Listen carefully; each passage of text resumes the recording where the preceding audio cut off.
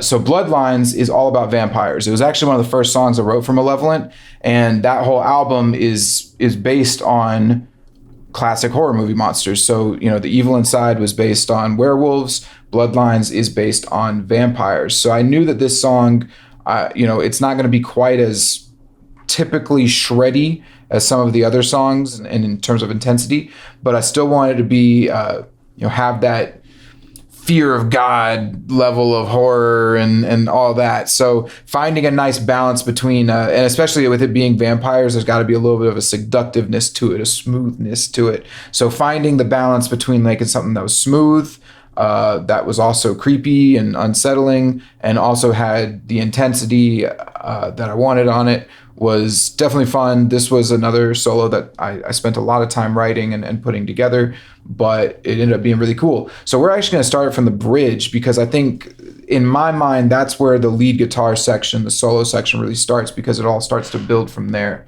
So let's just start it right there. So this is very simple. It's just whole notes. And it's harmonies. All of this is harmonized. So let's just start there. So.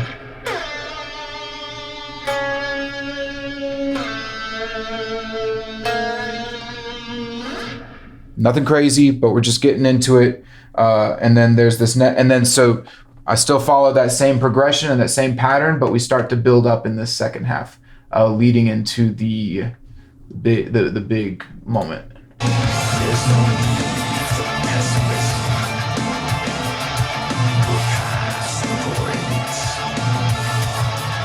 past the exorcism. So yeah, again, there's a really cool spoken word part over that where, my singer's saying, oh, we're past the point of, there's no need for pessimism. We're past the point of exorcism, which I always thought was a really cool line. And so, yeah, all of this is basically just building up the tension. There wasn't a whole lot of there isn't a big story behind this melody. I just was writing something that I thought was cool, that had melodic quality. So here it is.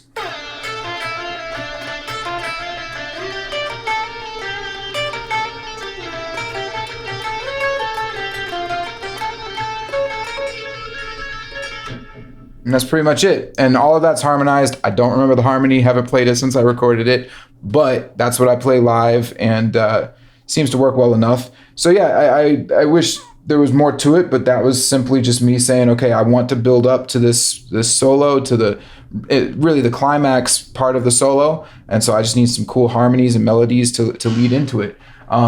With that said, let's get into the big moment.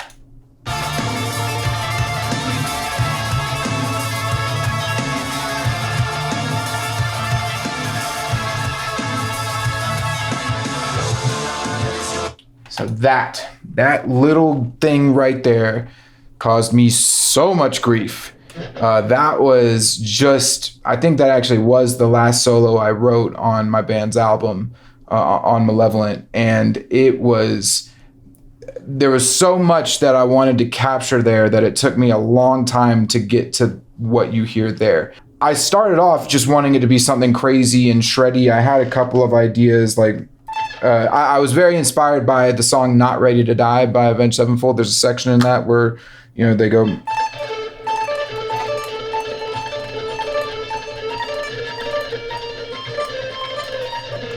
That's very poorly played. I haven't practiced that in ages, but this idea that you're not even really playing a solo, it's more of just this flurry of notes that just, it has this intensity to it.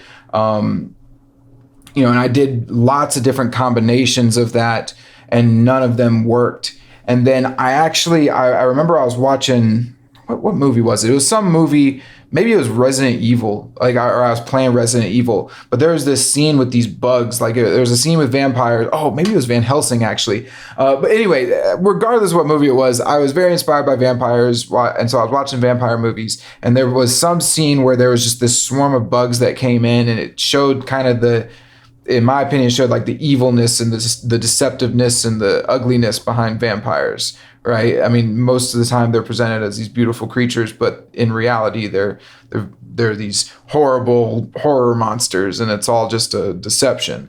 And so something about that scene with the bugs and maybe it was ashes, whatever it was. It was just this. I remember the screen on the TV just being full of just these little buzzing things and lots of activity. And I got this idea that I think that's what kind of really got me down this idea of like, well, what if I, made it sound like, kind of like that, which my singer actually commented on later, which was funny that he noticed that. So this is what I meant. I want to talk about the history real quick because I actually started writing this in like 2019 before the pandemic. And during the pandemic, I took a break from guitar. I got super burnt out on it. And so I stopped playing for like 3 months. And when I came back, I was like, okay, well, I need to find some new guitarists to listen to. And that's when I had a nice little guitar renaissance for myself where I started listening to a lot of Jason Richardson, Polyphia, Tosin Abasi, Ichika Nito, and learning a lot of their techniques, which funnily enough, if you're interested in those techniques, I have a course for that. It's the Gen Z Guitar Mastery course. If you want to play like the kids, the new kids on the block, you should check that course out. But anyway, so one of the big techniques was hammer-ons out of nowhere. And it's this idea that you don't even pick. You don't need to pick. You can just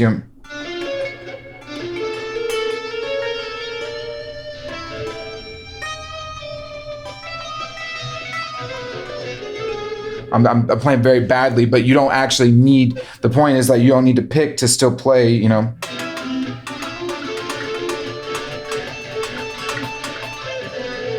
I wanted to apply it, but also I had written this whole song before I had this guitar renaissance. And so I started, I was like, okay, well, there's got to be some like middle ground. There's got to be something there. And so I just started working that out along with that idea of like these bugs and this ugliness and mixing it with this shreddiness and melodicism and all this. And I ended up coming up with what you hear there.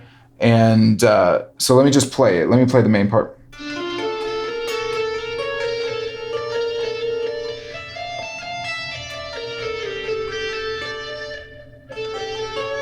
That's it.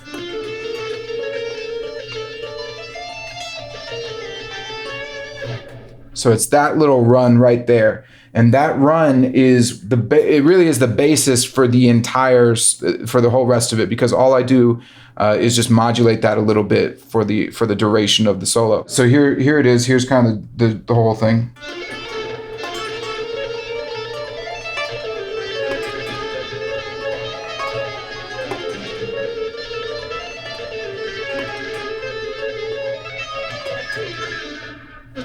Very loosely done, but that's the gist of it. So I essentially take that pattern that I wrote and I just move it down a half step, because that was what I did when I wrote the rhythm part behind it. It's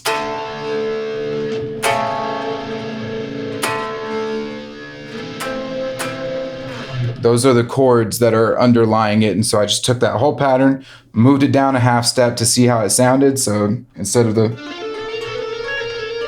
I went. And it just seemed to work great. And so, just threw that together.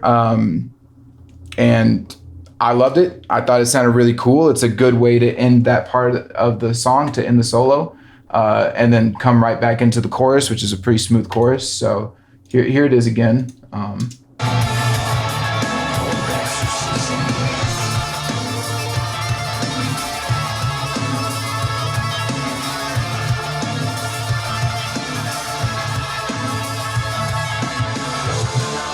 And then me, being a psychopath, actually wrote and recorded a harmony of that as well, which you can hear in the right speaker. It's a little faint in the background, but if you've got like headphones on or you're listening on good speakers, you can hear it.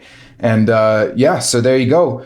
It wasn't anything. It was definitely a fun solo to write. That one section took forever to get, and it ended up being sort of a bridge between old school Cameron writing something a little more traditionally metal or rock, and then kind of new Cameron listening to Jason Richardson and Tim Henson and Polyphia and them wanting to do some new styles and apply it. And I think it came out to be a really interesting, unique sounding solo. Like I said, if you're interested in learning more Gen Z modern techniques and stuff, check the description. And thanks for watching. Peace.